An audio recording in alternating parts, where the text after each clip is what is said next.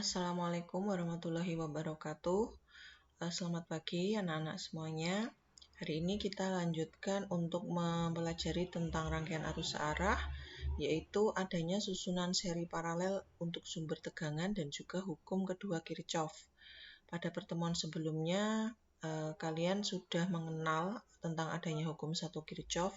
Nah, hari ini kita akan mengenal atau mempelajari yaitu tentang hukum keduanya. Sebelumnya perlu kalian kenal juga atau ketahui juga ada dua istilah yang akan kita pakai.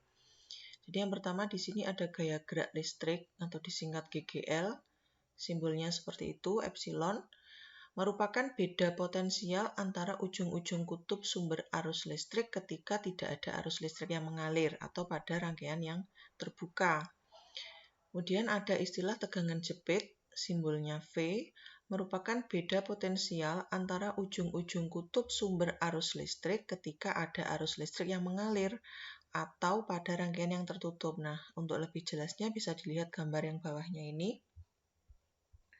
Saat rangkaian terbuka, di sini ada beda potensial namanya gaya gerak listrik yang muncul di baterainya.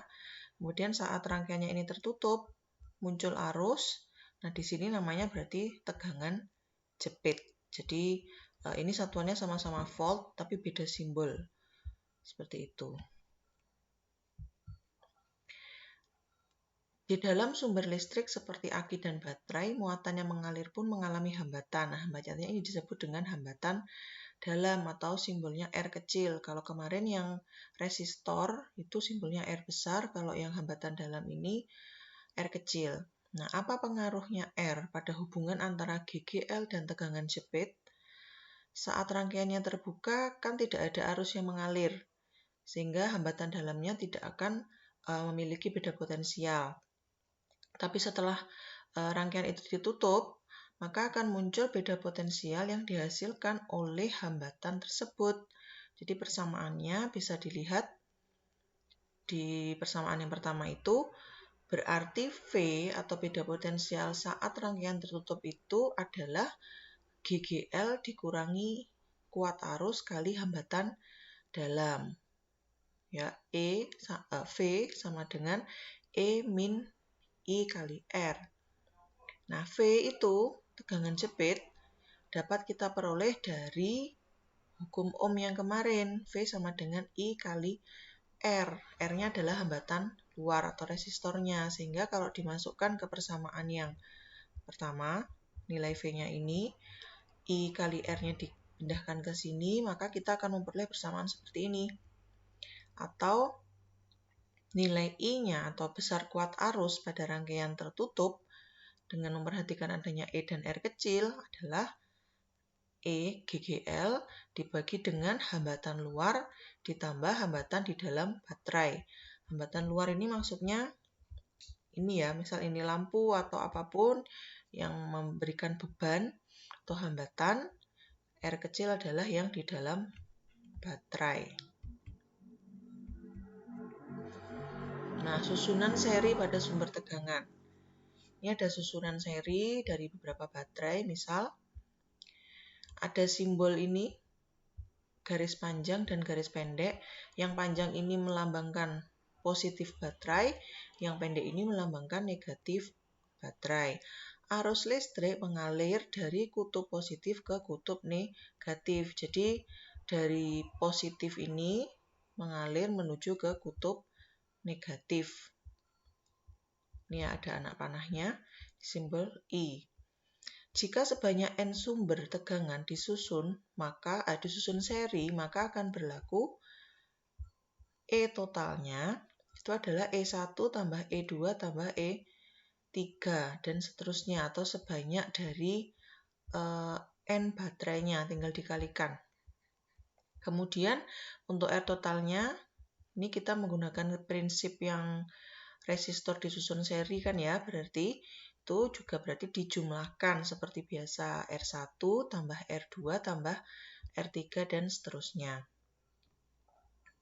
Nah, maka kuat arus listrik total dalam rangkaian untuk rangkaian seri itu adalah I sama dengan banyaknya baterai kali GGL-nya per R ditambah dengan banyaknya baterai kali hambatan dalamnya. Kalau disusun paralel, nah kalau disusun paralel itu nilainya sama. Jadi kemarin sudah dibahas sedikit ya untuk materi yang resistor seri paralel itu kalau baterainya disusun paralel, maka nilai V-nya atau beda potensialnya antara titik di sini dengan di sini itu sama. Maka ketiga baterai ini akan memiliki nilai E total yang sama, yaitu tetap E. Nah, untuk R dalamnya ini juga menggunakan prinsip yang resistor disusun paralel. Jadi menggunakan seper. Jadi seper R total adalah seper R1 tambah seper R2 tambah seper R3 dan seterusnya. Nah, maka kuat arus listrik total dalam rangkaian ini menjadi seperti ini. I sama dengan E dibagi dengan R-nya, hambatan luar, plus R per M. M ini banyaknya baterai yang disusun paralel. Nah, sekarang kita masuk ke hukum kedua Kirchhoff. Hukum kedua Kirchhoff ini juga dikenal sebagai hukum tegangan, yang menyatakan Bapak Gustav Kirchhoff ini bahwa jumlah aljabar dari perubahan tegangan yang mengelilingi suatu rangkaian tertutup atau loop sama dengan 0. Jadi kalau ada rangkaian tertutup seperti ini, kita menyebutnya sebagai loop. Nah, dalam hukum 2 Kirchhoff ini ada beberapa hal atau perjanjian tanda yang umum digunakan ketika kita ingin menyelesaikan permasalahan tentang hukum kedua Kirchhoff ini. Yang pertama, kuat arus bertanda positif jika searah dengan arah loopnya dan bertanda negatif jika berlawanan arah dengan loop. Jadi seperti yang di gambar ini, arah loopnya kan searah jarum jam. Kemudian ini I-nya ke kanan dan ke bawah. Berarti kalau searah dengan loop, nilai I di R1 dan I di R2 berarti positif. Maksudnya positif negatif itu nanti ketika dimasukkan ke persamaan ini ya. Kan dari paparannya ini tadi, jumlah aljabar dari perubahan tegangan yang mengelilingi suatu rangkaian tertutup sama dengan 0. Jumlah aljabarnya ini sigma E ditambah sigma IR sama dengan 0. Nah, menentukan tanda di sigma E dan sigma IR inilah kita memerlukan perjanjian tanda ini, gitu maksudnya. Jadi, perjanjian tanda yang bawah ini digunakan untuk ke persamaan yang di kotak merah ini. Nah, terus yang kedua, GGL bertanda positif jika kutub positifnya dijumpai lebih dulu daripada kutub negatifnya ketika mengikuti arah loop. Maksudnya seperti ini. Ini kan arah loopnya ya, tadi searah jarum jam. Kita gunakan panah ini itu mengikuti arah loop. Gini, nah pas sampai sini, misal contoh yang ini, dia ketemu kutub negatif dulu, maka nanti nilai GGL-nya atau E-nya di sini itu adalah min. Gitu. Tapi kalau loopnya misal berlawanan arah dengan jarum jam seperti ini, maka ketemu positif dulu. Berarti nanti nilai E-nya positif. Jadi bebas. Jadi pemilihan arah loop itu sembarang. Nah, namun akan lebih mudah jika mengikuti arah arus. Maksudnya sembarang boleh searah jarum jam, boleh berlawanan. Nah, kenapa akan lebih mudah jika mengikuti arah arus? Karena ini tadi yang pertama, kuat arus itu akan bertanda positif jika searah dengan loop dan bertanda negatif jika berlawanan arah. Jadi akan lebih mudah nanti kalau arah loopnya disesuaikan dengan arah arusnya. Kemudian jika diperoleh hasil negatif, I-nya itu bukan masalah, jadi nggak perlu panik. Kenapa hasilnya negatif? Itu artinya arah yang kita pakai berlawanan dengan arah arus yang sesungguhnya dalam rangkaian. Jadi di hukum 2 Kirchhoff ini kita seperti menerka arah arus gitu ya. Jadi kita nggak tahu di rangkaian tertutup ini atau loop ini arah arusnya kemana, kemudian besarnya berapa. Nah itu kita mencoba untuk mencari. Nah, makanya kalau misal nanti ternyata ketemunya negatif, arah yang kita tentukan di awal tadi dengan perjanjian yang pertama ini dan pemilihan arah loop ini tadi, berarti tinggal dibalik. Misal kita ambil arah loopnya yang ini, searah jarum jam. Terus ternyata ketemu I1, IDR1 ini min 5 ampere gitu ya. Nah, berarti harusnya yang di R1 ini arahnya ke kiri. Harusnya. Jadi muternya harusnya berlawanan arah jarum jam. Seperti itu. Contoh biar lebih jelas maksudnya ya. Tentukan berapakah kuat arus listrik yang mengalir dalam rangkaian ini, dalam rangkaian tertutup ini, dan tegangan jepit antara titik C dan D. C dan D, nah ini berarti C dan D. Oke, penyelesaian. Tentukan arah loop terlebih dahulu. Paling mudah ikuti arah arus dari soal. Di soalnya ini kebetulan sudah diberikan arah arusnya ke kiri. Ini berarti ke kiri, ini ke atas, ke kanan, dan ke bawah. Berarti arahnya searah jarum jam. Nah, kemudian kita masukkan, tuliskan rumus yang ini tadi atau persamaan hukum 2 Kirchhoff. Terus kita mau menentukan arahnya untuk yang E dulu ya. E dulu, jadi kita pakai panah kuning ini. Ketemu yang ini, ketemu kutub negatif dulu, berarti E1 nilainya min 6. Terus yang bawah ini, panahnya ketemu negatif lagi, berarti yang E2 ini juga min 12. Makanya di sini dituliskan min 6, min 12.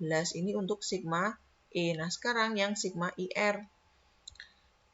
I-nya kita sudah pilih searah loop, berarti pasti positif. Makanya ini plus I. Tinggal di jumlah R-nya ada 6, 2, dan 4. Dimasukkan. Ini 12I plus min 18 sama dengan 0. Berarti 12I sama dengan 18. Nilai I-nya 1,5 ampere. Berarti kuat arus yang ada di dalam rangkaian ini adalah 1,5 ampere. Positif, berarti arahnya sudah benar. Nah, karena kita mau mencari tegangan jepit antara titik DC, yang ini tadi, DC, nah maka rangkaian sudah tidak berupa loop. Jadi, tidak sama dengan 0 lagi. Kan tadi kalau loop itu kan sigma E plus sigma IR-nya itu sama dengan 0. Tapi karena ini sudah bukan rangkaian tertutup,